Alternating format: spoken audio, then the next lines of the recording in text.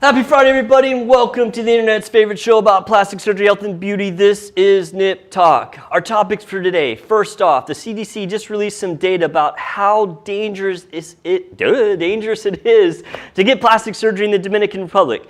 You're not going to believe these statistics. And then, are facial fillers dangerous? A new viral video on social media wants you to think that they are, but the truth might say something different. And finally, Kim Kardashian gets roasted because of a video of her in a tanning bed. We're going to talk all about it, and it's coming up right now. Live from Lincoln Center in the heart of the Dallas Metroplex, this is Nip Talk. An honest and uncensored show about plastic surgery, health, beauty, and lifestyle with your host, plastic surgeon Dr. Bruce Hermann, and your co-host, entrepreneur and social media influencer Sarah Bennett. Now it's time to discuss the good, the bad, and the ugly of the topics everyone is talking about. It's time for Nip Talk.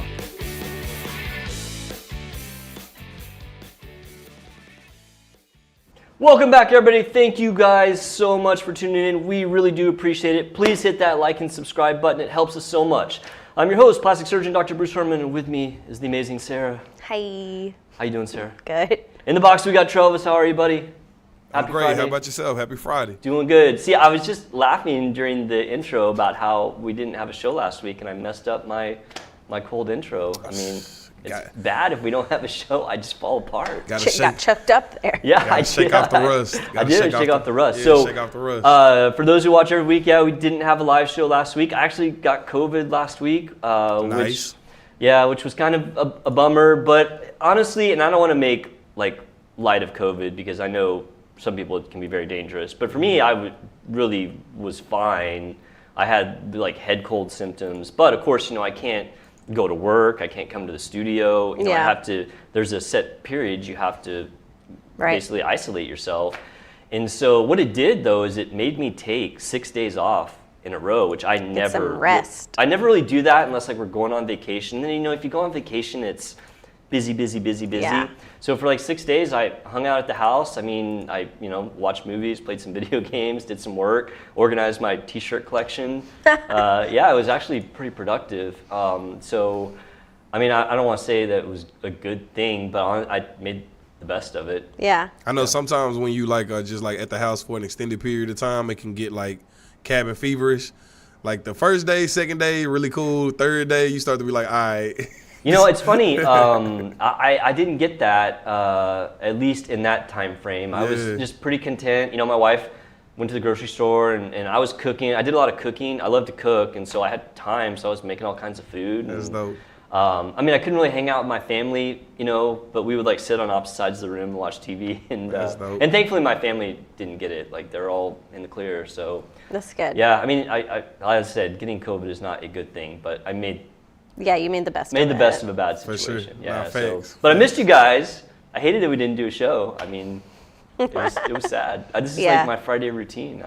It is. Yeah. We are back now. But we're back. Yes, indeed. We're back with some good topics today. Actually, this first topic is pretty crazy. And Travis, didn't you on one of your other shows? You guys were talking about this, weren't you? We did this morning. Yeah. So this is a segment about the extreme dangers of getting plastic surgery in the Dominican Republic.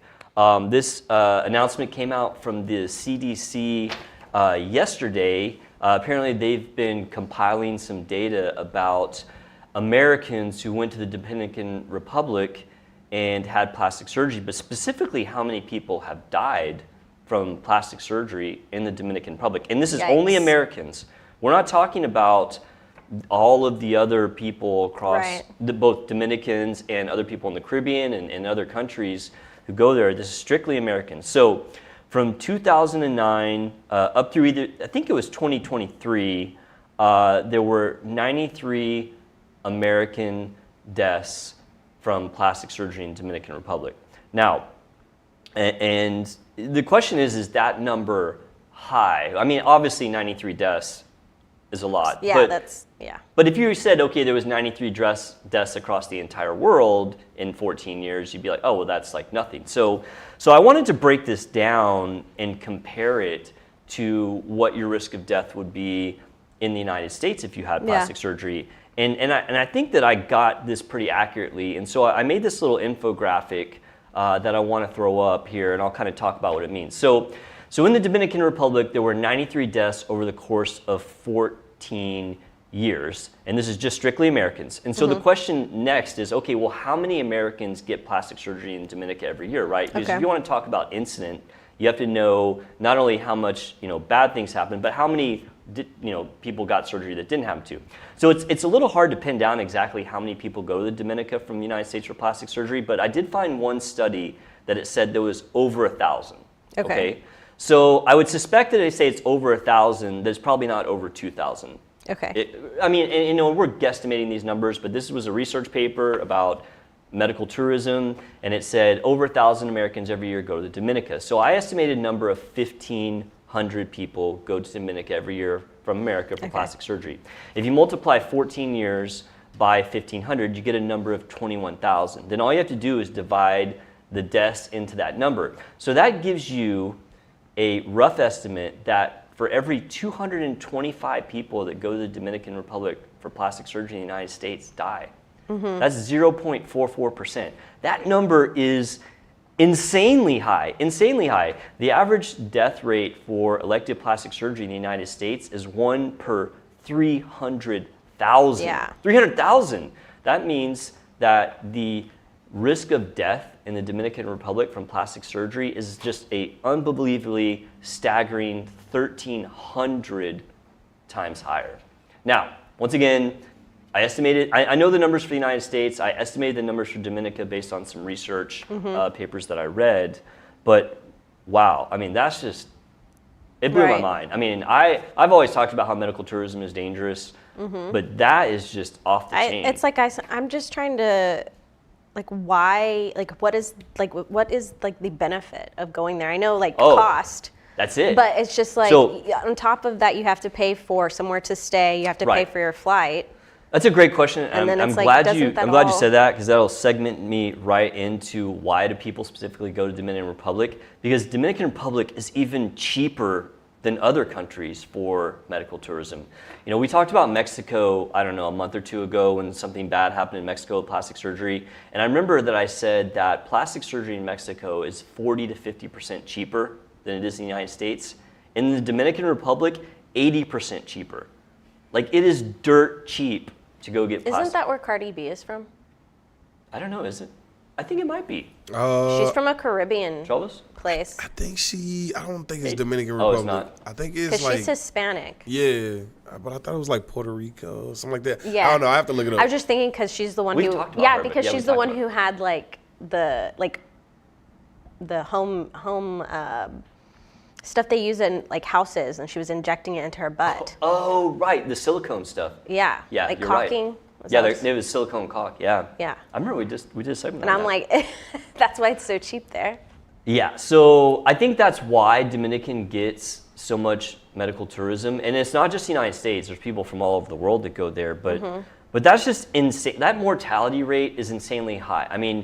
When you talk about a number like 1,300 times higher, if there was a surgery center in the United States that had double the death rate of the surgery center down the street, they would shut it down. Yeah. This one's 1,300 times higher. And so, the other thing about Dominican Republic is not just deaths, it's complications. I found a study that came out of Harvard. Okay, and throw that next one up there, I want to show. So you can look this study up. It's from PRS, which is the Plastic Surgery Journal 2018. And it was talking about all of the complications from plastic surgery medical tourism treated at this one specific hospital, which is Mass General. It may not be Mass General, but it's the Harvard Teaching Hospital. Forgive me for not remembering the name. And the staggering thing that came out of this study is that they actually asked the people what countries they went to. So these are only people who had complications. Okay. 75% came from the Dominican Republic.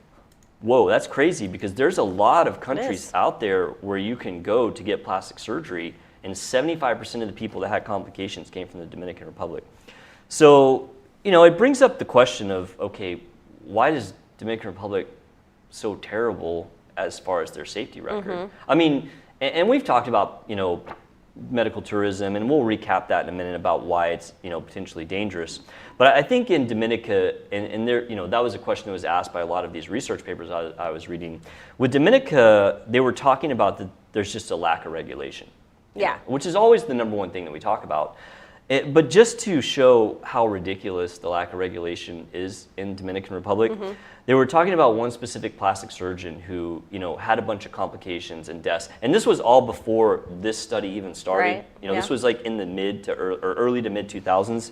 This guy had lost his license in like 1999, and Dominican did not even stop him from practicing until 2005, despite the fact that he lost his license and he had numerous episodes of patient deaths and complications. Was he like an actual surgeon, or was Yeah, he just he like a was. regular? No, he was. Okay. But that was another thing that they mentioned too, is that one of the guys that's really popular down there, and we have this problem in the United States as well, that you get non-plastic surgeons doing plastic surgery. Yeah, that's what my first thought was, is like they're just like, they might be a doctor but not Right, of but not plastic plastic surgery. Yeah, I mean, we have that problem here in the United States, Yeah. and it's hard to even know in the United States, if your doctor is legit unless you're educated and you can do your research. But yeah, in a foreign country, I mean, who knows? I mean, it's just, who knows? They might not be a doctor, or they might be a doctor but not be a surgeon, or they might be a surgeon but be a surgeon like an eye surgeon. I mean, Yeah, it's just that's crazy. scary. Yeah, I have to tell you that, and you guys have heard me preach about medical tourism and how dangerous it is. Yeah. Like, these numbers just really blew me away. I mean, it's almost unbelievable, how dangerous it is to go to the Dominican Republic to have plastic surgery. I mean, a death rate of 1 in 200, I mean, staggering. I'm surprised that it's like legal for Americans to go there to get that. It's hard to regulate. I mean, you say you're going to, a lot of it, and that's another thing mentioned in some of these articles, is a lot of times people don't say what they're doing.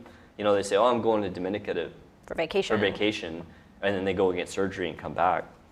So I know we've talked about this before, but just for people who haven't necessarily seen that segment, risks of medical tourism. Obviously, Dominican Republic is the number one place you don't want to go, but in general, you don't want to do medical tourism anyway. Some of the big reasons I've talked about. Number one, regulation, and then that was mentioned, earlier. We in should the make segment. up an acronym. We should make up an acronym. I'm going to work on that. We Sarah. should. I'm going to work on that. And next time we do a medical tourism talk, I'm going to have an acronym just for you. Yeah. I think That it is a would good be idea. But no, regulation number one, you don't know if your surgeon's properly licensed, if they're certified, the facility. I mean, we have all these regulations in the United States, and even here I feel like it's not enough. I mean, I've been, complaining about the level of regulation for plastic surgery in the United States. In another country, who knows? A lot of times these patients get too much surgery because it's so cheap. Yeah. That's the thing you don't think about. A lot of these people get in trouble in other countries because they do all of this surgery at once. Well, how can they do that? Well, one, the surgeon's not telling them no, which is bad. And two, it's so cheap. I mean, it's not cost prohibitive to get 4 or 5 surgeries at once. Right. Language barriers are always a problem when you go to a foreign country. Even if I'm talking to you in English about surgery, I have to be very kind of clear and concise and make it simple. Otherwise, the medical terminology could be, and maybe not to you because you do have some medical background, but to the average person, even just medical language can be hard to understand. Yeah. If they're talking to you about medical language and English in their first language, or Yeah. they're going through a translator, you can definitely come into some issues.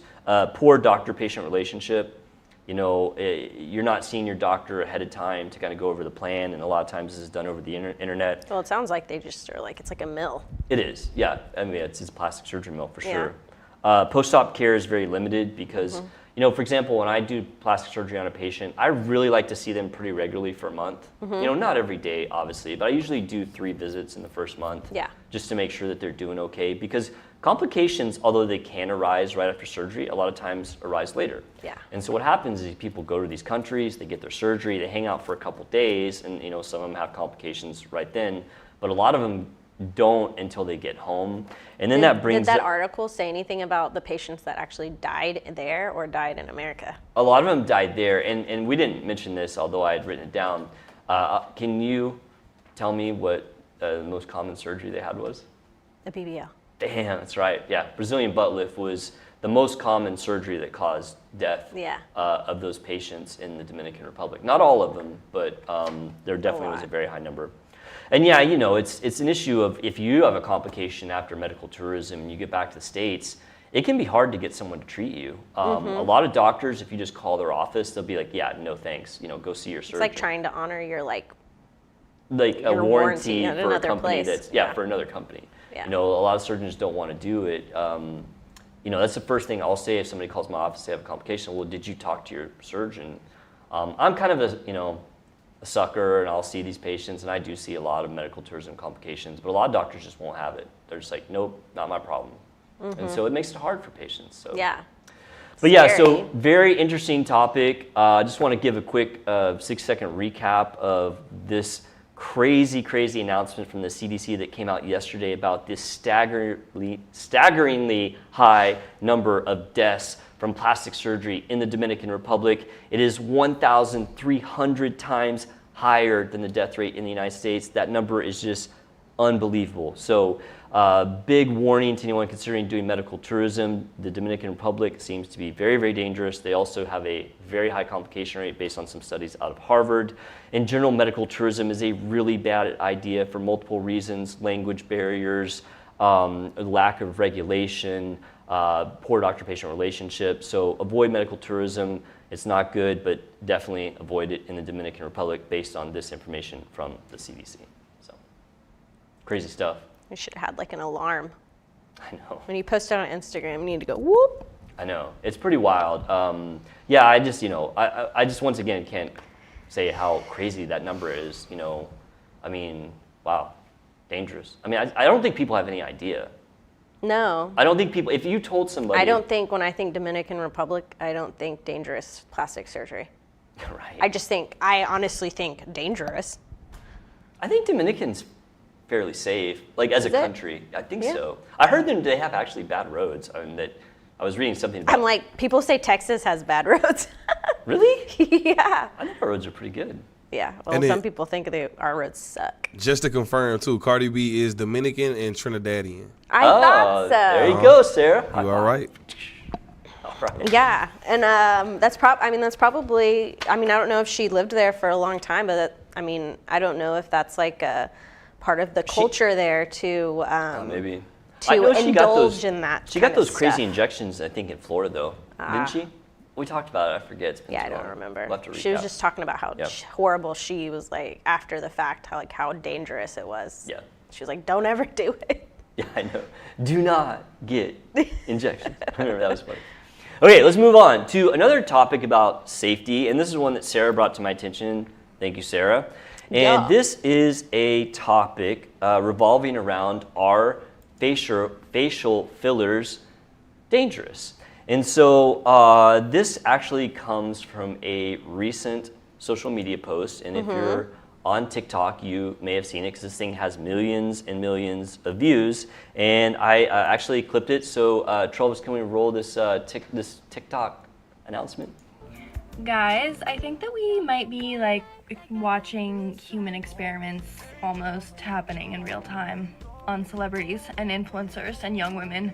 We do not know as much about filler as we should. This is a video of two board certified plastic surgeons, one of them's also a radiologist, talking about how shocked they were to see migrated filler and just filler lasting years after it was injected. I think one of the patients I sent you I injected filler out here, and it sort of migrated to the mid-cheek, or migrated around the outside. So after it took about 4 or 5 years ago we injected her, or I injected her 4 or 5. This is all stuff that needs to be looked into, and I think in the next 10 years we're going to come up with some very interesting stuff and find out a lot of new things that are going to have a few surprises. Yep, it's pretty scary. So, I mean, I don't know about you, but I don't love that a plastic surgeon who's been injecting women with filler for over 15 years is talking about how scary it is, how much we don't know. This is also echoed by another doctor who said, "It's unclear what's going on with filler. It's unknown whether after 10 or 20 years it's still maintaining the properties that it did when it was injected. More studies are definitely needed." Are we the studies? Millions of young women are getting this every 6 to 12 months. So yeah, so I mean the video. So I watched her video, and then I actually found that YouTube video of those two guys that were talking about the filler, and I watched the whole thing. It was kind of painful, to be honest, and to be just totally blunt, like I didn't really think very highly of those two guys after I watched their video. I think it's a lot of like hype over not really anything significant. So the gist of what their video was talking about was that dermal filler can last longer than advertised. And they kept saying that dermal filler should last 6 months. I mean, I tell our people, at least the ones we use, that 12 to 18 months is kind of the target. But that's just a range. I mean, I've had people that got dermal filler, and you can absolutely see that it went away in like 9 months. Yeah. And then I've had people that come in a year or 18 months, 15 months, wanting to repeat their dermal filler. I'm like, look, your dermal filler's still there. Like, you don't need it yet. And so, they're saying, oh, well, dermal filler, lasts longer in some people, because we got MRIs to show that it's still there. I'm like, big whoop. Like, okay. I mean, everyone knows that. Yeah. I mean, it's not anything new. I mean, we know that dermal filler can potentially last longer than the stated rate. So I just like, okay, well, that's nothing. Just because you're getting an MRI to prove it. I mean, I've gotten CTs on patients of mine for just random reasons. Like, somebody, comes up with an infection, and we're looking to see if there's an abscess, and you can see the dermal filler, and it's like, okay, cool. I mean, yeah, it's there. And the other thing that they were talking about is that they're concerned about dermal filler migrating. Now, what that basically means is you inject the dermal filler in one location, and it spreads away from where you injected it. And once again, I say, duh. I mean, if you put the needle in and you unload the entire dermal filler into one spot, what happens was it'll take a path of least resistance, which if you get in the right plane, meaning there's layers of tissue, like in your body, like skin, fat, fascia, more fat, muscle, or fascia and then more muscle.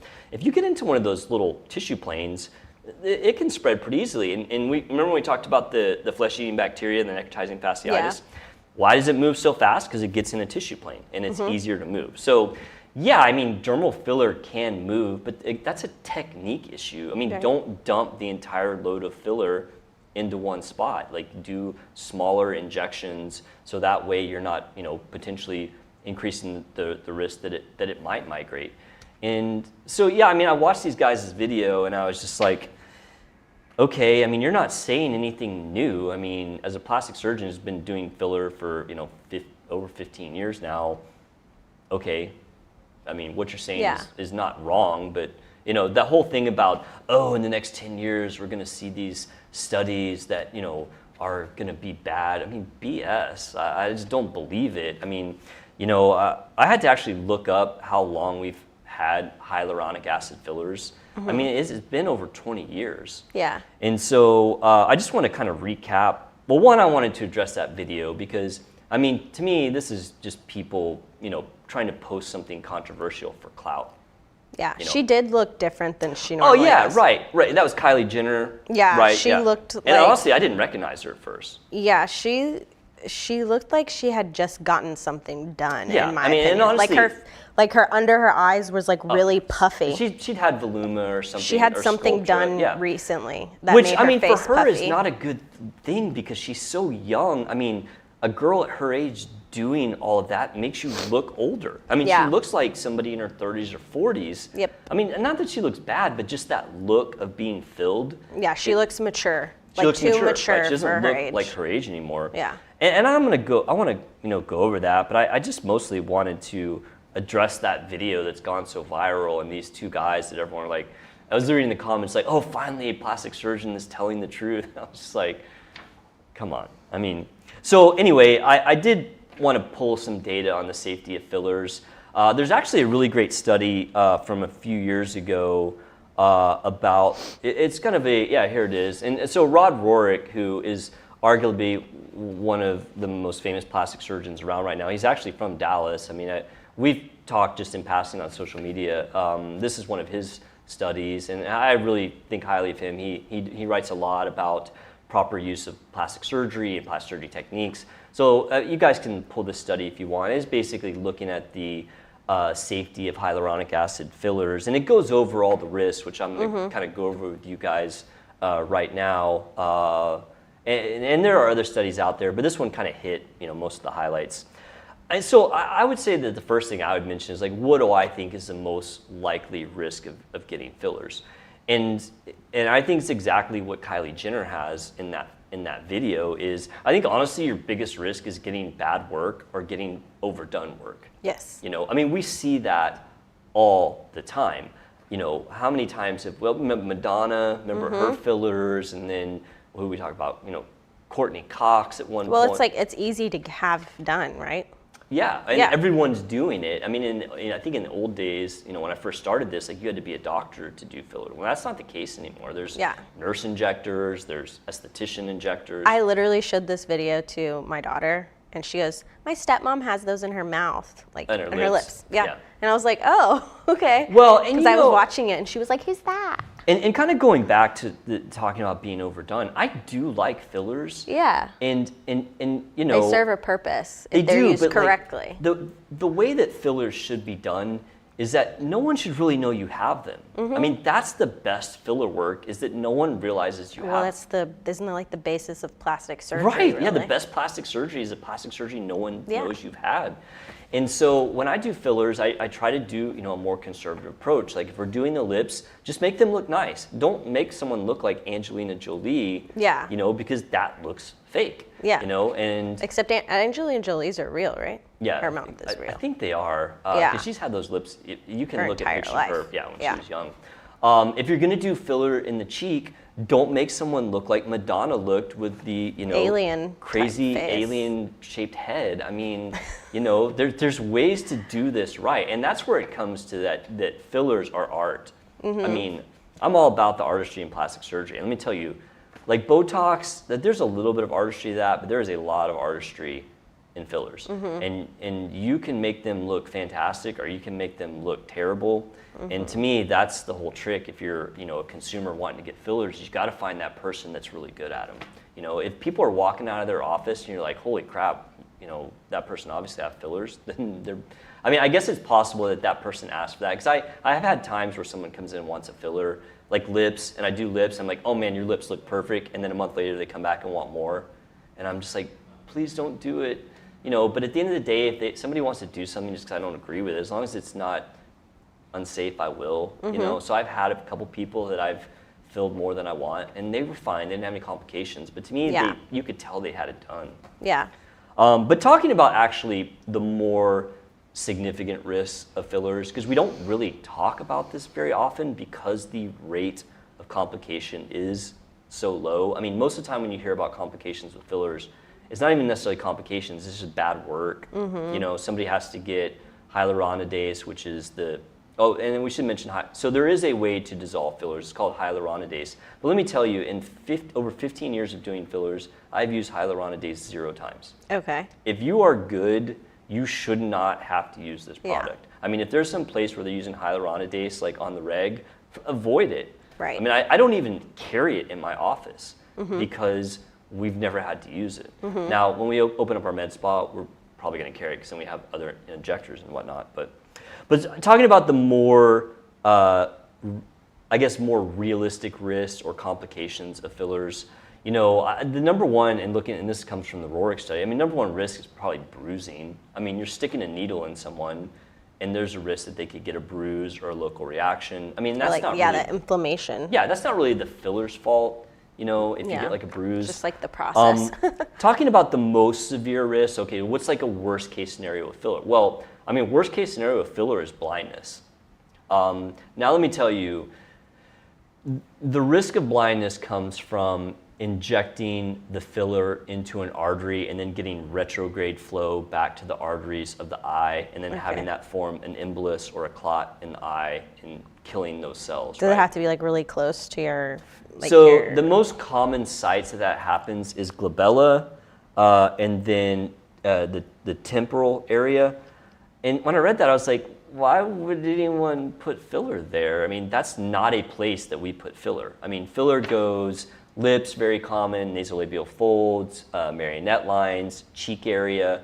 And it's like, okay, I mean, yes, there are people out there putting filler in those locations, but not a lot. Yeah. And, the way to avoid that is, it goes again back to like the migration. If you like put a needle in and you start dumping filler, yeah, if you hit an artery just right, you could cause that filler to get in the artery.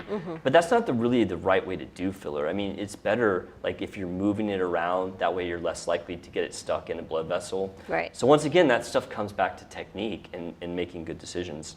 Other risks, if you get filler into an artery there and it doesn't go back to the eyes, you can get tissue necrosis. I mean, I've never seen that. I mean, not even just in my patients, but I've never even heard of someone getting that. I mean, I think there's case reports of it, meaning this one person out of millions of people had it happen. So yeah, I mean, the rates of that's extremely low. I guess the last thing, kind of a late reaction, you can get a foreign body reaction to filler, meaning it's in there for a long time and your body's kind of like eventually like, okay, this shouldn't be here. Let's reject it or attack it. And then in that case, you'd want to use your hyaluronidase. Infection's also a risk, but once again, that's really, really low. So yeah, I mean, in general, fillers are extremely safe. Yeah, so like if somebody wants to go get fillers after like watching this, they're like, oh my gosh, like now I don't know if I want to, what's something that they can look for, like when they're looking for doctors? So, I mean, I'm always going to say that having a doctor, especially a plastic surgeon or dermatologist can be very good at as well, inject you is going to be your best bet. But realistically, that's tough. Like, for example, if you call my office and you say, hey, I want Dr. Hermann to do my Botox or filler, my office is going to try to send you to one of our injectors because it's hard for doctors to take that time to do it. It's not cost effective. Now, I will do it for people, and I have some people that I routinely do fillers on. So, I mean, finding a surgeon to do it is great if you can. If you can't do that, then I think the best thing is to really vet the people that you're going to go to. Like, talk to them, ask them how long they've been doing it, ask them to show you some results, and have very clear communication of what it is you're looking for. And also, too, I think one of the most key points is if you don't want to look artificial, you need to tell your person that. Yeah. And if they're a good injector, they can give you filler to alleviate issues you might have, but not to a degree where someone else is going to know you've had it. Because once again, as I always said, and you said earlier, the best plastic surgery or procedure is the one that no one knows you have. Yeah. So, yeah, I think vetting your people is important. I mean, nowadays a lot of these injectors have befores and afters. Even our people have their own Insta and have their befores and afters. So yeah, I mean, if you go to someone's social media and I mean, I don't think people are stealing fake befores and afters. I think, for the most part, they're legit. Look at the befores and afters and see if you like them. Yeah. If they look like, Madonna looked at the Grammys or whatever, then, be aware. Yeah. Right? So yeah, I think that whole video that was posted is kind of nonsense. I mean, it's good to talk about fillers and what are the risks, but that video is all about hype and, making something out of nothing. Yeah, trying to get people scared. Yeah. Right, I agree. So, all right, cool. Fillers. That was a good conversation. I don't think we've ever actually talked specifically about filler complications. That was good. Thank you. You found that one. Yeah. It's funny. I have people nowadays, like almost every single day, somebody I know will send me something they found. Yeah. So I found like a new, Send them my way if you see a plastic surgeon guy that does TikToks, like more of like he is making like funny TikToks. Have you seen that guy? Which one is it? I don't know. He kind of looks Hispanic, and he's always wearing his scrubs. You'll have to send it to me. I mean, a lot of those guys I know. He makes funny ones. Because, I used to do those. I mean, forever. Like, this is how the show got started. Is I was actually pretty big on TikTok. I think I have 150,000 followers, which is not huge, but not insignificant. No. And I just got kind of disillusioned with TikTok. I'm going to go back to it. Yeah, I just haven't been focused on other platforms. Yeah. So, yeah, you'll have to send me. If you see something, send it to me. I'll send you that. If you guys out there see something interesting and you want me to talk about it, please send it to me. You can either send it to my Insta, or you can write in a comment on one of our YouTube videos. I mean, if you find something interesting, I'd love to talk about it. So, cool. All right, let's move on. Last segment. Our girl, Kim Kardashian. Did you hear about this? Well, I saw her video. She's like, I'm a Kardashian. I have this. Kim Kardashian got roasted. I mean, roasted on social media For having her last tanning week. bed. And so this segment is about Kim Kardashian and the risks of tanning beds. Yeah. And so this all stemmed from a video she made on TikTok, which I don't know. I clipped part of it, so we're gonna watch it. And I just want to know what you guys think about it. So let's roll that video, Trevor. Show us the video we're talking about. I'm Kim Kardashian. Of course, I have all my magazine covers covering my walls. I'm Kim Kardashian. Of course, I have my mannequin with my custom measurements in my glam room. I'm Kim Kardashian. Of course, I have my beauty campaigns on loop on a big TV wall. I'm Kim Kardashian. Of course, I have 3D models, my brain and my plane in my office. I'm Kim Kardashian. Of course, I have a tanning bed and a red light bed in my office. So I don't even know what a red light bed is. Is red that for light like therapy. wrinkles and Yeah, stuff? it's like red light therapy for your skin. Yeah. Oh, okay. We've briefly Is touched on that topic. does that I didn't know cause there was cancer? red light beds. I mean, Does that that's- cause cancer or anything, or is that more for like?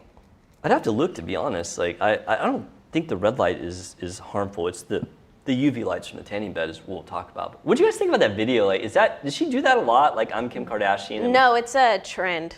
Oh, it's a trend. Yeah, so you could be like, I'm a doctor. Of course, I'm going to do this. And is it Blah, supposed blah, to be blah. funny or serious? Yes, it's supposed to be funny. Oh, it's supposed to be funny. Yeah. To me, it just seemed very kind of braggadocious or. But yeah, I think that was the point. Oh, that's the point. Yeah, she was being sarcastic. Oh, it doesn't. I mean, it didn't come off that way to me. Yeah. It felt like to me she was like kind of being like serious It's about. not. Yeah. No, she was definitely being sarcastic, in my opinion. She was just following the trend. Okay, so maybe, and that's maybe because I don't get on TikTok as much as I used to, and so. Yeah, it's definitely a social media thing that Is has it? taken over. Yes. So it's supposed to be. It's supposed to be stereotypical things that like people So do. like you could do one that says like, I'm a plastic surgeon. Of course I keep, Botox in my fridge. Absolutely, Yeah. yeah, something like that. okay. And then you but open the like refrigerator stuff and it's full of stuff Botox. that like plastic surgeons. Of course, I do my own Botox or something Okay. silly like that. All right. Right. I had just yeah. seen that, and I was just like, I guess I'd missed that trend. So Yeah. you guys gotta keep me up to speed now. Like I don't know what I'm doing. Yeah, it'd be like if I did it too. I'd be like, I'm a CrossFitter. Of course, I don't shut up about it. Yeah. Okay. All right. Very good. Okay. So I'm glad you guys got me up to speed. I was just like, what in the world is this video? I guess I just have to get back. I on did think it TikTok. was weird though that as when I watched, because I watched the whole thing, Yeah. and I was like, oh, this she's just being funny, but I was kind of like, why did she say she has a tanning bed? Well, and so Like- yeah, I mean, so she obviously. Like everybody, that's like saying. Yeah. Like of course like I her smoke. saying Of course I smoke. smoke a pack of cigarettes a Yeah, day. I'm like, ew. Yeah, so That was she a got bad like move. she just got skewered in her comments by everyone and their grandmother was like I don't even think she can go in a tanning bed. She has like a skin. psoriasis. Yeah, she has skin issues. So after getting roasted in her comments for several days and everyone like, doing the clips where you tag somebody on, Yeah. like what do they call it? The merge. What is it on TikTok where you Oh yeah. you I link? know. It's not link, but anyway. Yeah, What am I they thinking respond of? to it. Trellis, I forget what it's help called me, too. Help me, throw me a life. What is it on TikTok? Stitch. Yeah, A stitch. okay. Everyone's stitching Kim Kardashian. I'm not against it. All these doctors were like, "Oh, you're horrible," blah blah. Honestly, so she came out a few days later saying, "Oh, why? I just do it occasionally for my psoriasis," which was total BS because that's not in any form or fashion how you treat psoriasis. You don't Yeah. treat psoriasis with a tanning bed. I feel like that would hurt it. But honestly, and I'm gonna first come out and say tanning beds are bad. Yeah. But two, come on, world, like you're gonna just use this time to roast Kim Kardashian about. There's so many other I know, things that right? she does to her body that are probably way more dangerous, Yes. or has done to her body. Yeah, it was kind of silly of her to do that, but honestly, it was brilliant because now who are we talking about today? Yeah. Kim Kardashian, like everyone. I mean, in the world- she is the queen of all publicity. Yeah, is I mean, good honestly, publicity. she probably did that on purpose. Probably. She probably did it on purpose. And, Yeah, and so like I don't know. I felt like everybody was just dogpiling her because like, oh, I can get one over on Kim Kardashian by saying she's a bad person for using a tanning bed. It just that seemed like how that whole thing went down. So I mean, not that Kim Kardashian needs defending by me, but yeah, I was kind of like, come on, people. Yeah, everyone and their grandmother knows that tanning beds are bad, right? I mean, it's not like a secret. I mean, it's like cigarettes. Who out there doesn't know that cigarettes are bad for you? Yeah. I mean, tanning beds are bad for you. So anyway, I thought that was a very interesting how everyone went after her. And so, you know, I just wanted, I don't know if we've ever talked about tanning beds. We've talked about, you know, risk of sun exposure. I mean, basically tanning beds and sun exposure are on equal footing, although tanning beds actually are a little bit worse. And so, of course, you know, I like data. So I pulled some data on tanning beds. And so the question, are tanning beds safe? The answer is absolutely not. But like, you know, is it as dangerous as going to the Dominican Republic for plastic surgery? I mean, no, not even close, no, apparently, not really. based on the segment from earlier. So if you go to tanning beds regularly, what is your risk? Okay, so I pulled some research. Your risk of squamous cell carcinoma, so that's skin, like your kind of garden variety skin cancer, goes up by 58%. I mean, that's not insignificant. I mean, that's, you know, fairly high. You know, it's kind of on par with, you know, like prolonged sun exposure. Risk of basal cell carcinoma, which is a less aggressive type skin cancer, goes up by 24%. Here's a pretty staggering fact that I found from one research paper that showed for patients, that's just one. So the melanoma goes up by 75%. That's if you use a tanning bed less than 35 years old. And the follow-up to that was one study that showed that in this big collection of women who had melanoma, who all were less than 30 years old, which is very young to get melanoma, 97% of them used a tanning bed. 97% of women less than 30 years old who got melanoma have used tanning beds. Whoa, that's crazy. Well, tanning beds was like a part of my I used tanning growing beds, up. and I'm a dude. Like, I mean, we didn't think about these things when we I were couldn't young. use them. Oh, you couldn't use them? I literally, anytime I'd get in them, my skin would I'd get a horrible rash. Oh, really? Yeah, the heat rash or whatever? So, I mean, you know, obviously we were dumb 20, 30 years ago. I mean, I used to go to tanning beds in the spring to get like a little bit of tan so I wouldn't burn in the blazing Texas heat. But, you know, obviously we're smarter now. We know that I wouldn't do it today. Yeah. But, I mean, how many people go out and get in the sun? I mean, and not wear sunblock? You know, I mean, a lot of people do it. I mean, you shouldn't do it. Obviously, it's bad for you. Comparing tanning beds to the sun, I did find one study that said that tanning beds have 12 times more UVA. So there's UVA light and UVB. So UVB is the light that gives you the actual sunburn. UVA is the light that actually damages your skin and can potentially cause cancer. So tanning beds have 12 times more UVA light than the sun. So that basically would tell you that it's actually worse for you to go to a tanning bed than it is to be out in the sun. It just sounds, to me, it just seems like you're just putting yourself in like a contained. It's hard too because you know when you're young, you don't like think about these things. You're like, oh yeah, I know. I know. I like begged my mom for me to like go into a tanning bed for like prom or for like some kind of banquet, so I'd look tan for whatever. And I'm like, how silly! I'm naturally like have olive skin. Yeah, you have a very nice natural so I'm like, I don't know what I was doing. Well, I mean, it was just part of the trend to do that. Yeah. And I remember my friends would get like put the stickers on their hip bone. Right, and have like a little pale spot or whatever the sticker was. Yeah. Yeah. I mean, it was a different time growing up back then, and people did all kinds of stuff that. I mean, everyone smoked. I mean, you know, we've gotten smarter, but you know, tanning beds are still a thing, and yeah, they're bad for you. I don't know how Palm Beach Tan's still in business. Because people still go tan. I know, but they have spray tan now. Yeah, right. And so. And I've heard spray tan is a little bit not too good for you either. Oh, really? The chemicals? Yeah. I hadn't heard that. If you breathe in there. If you breathe in. Well, of course you have to because you're in there for like 5 minutes or 4, or however many times you turn. So that is a good alternative to tanning in the sun or tanning in a tanning bed is the spray tan. I think it's not, definitely not as dangerous as a tanning bed. But I've heard some possible like harm that I'll have to can look that happen. up. That actually might be a good topic to look up, Yeah. the spray tans. And the last thing I'd say about the whole, being in the sun or tanning beds, aside from cancer, which is obviously is bad, the other thing that these things do is it ages your skin. Sure. I have people come in the office all the time, and I look at their skin. I'm like, oh, you've spent a lot of time in the sun, right? I mean, I can instantly look at someone's skin and tell that, and I'm not wrong. People will say, yeah, because I can recognize sun damage in skin. It looks more aged.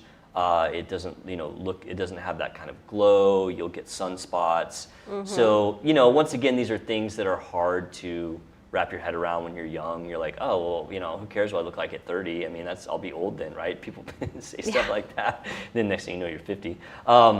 But it is true that, sun exposure and tanning beds for sure ages your skin. So if you want to look young into, your middle age or even older, avoiding sun and tanning bed as much as possible is a good thing. Yeah. So, but yeah, that was kind of interesting. I think she did it on purpose. Yeah. I mean, she had to know. She's not stupid. She had to know that when she put that tanning bed in that video that everyone was going to talk about it. Yeah, I'm surprised she wasn't like, I'm Kim Kardashian, of course I still have my sex tape or something. Like, of course I watch it. On the yeah, weekends. of course I watch it every night. I mean, I should do a plastic surgery one and have something ridiculous like, yeah, I'm a plastic surgeon. Of course I smoke a pack of cigarettes a day. Yeah. And like be smoking and just like let everyone just, oh my God, you're a doctor. Like, I'm gonna do that and just make it totally stupid and see if it, goes viral and gets 5 million views. As they say, there's no such thing as bad publicity. That's right. So, all right, cool topics today. Yeah, I think that's about all the time we have for today. Please leave us a comment. Let us know what you want us to talk about. Thank you so much for watching Nip Talk. We'll be back next week.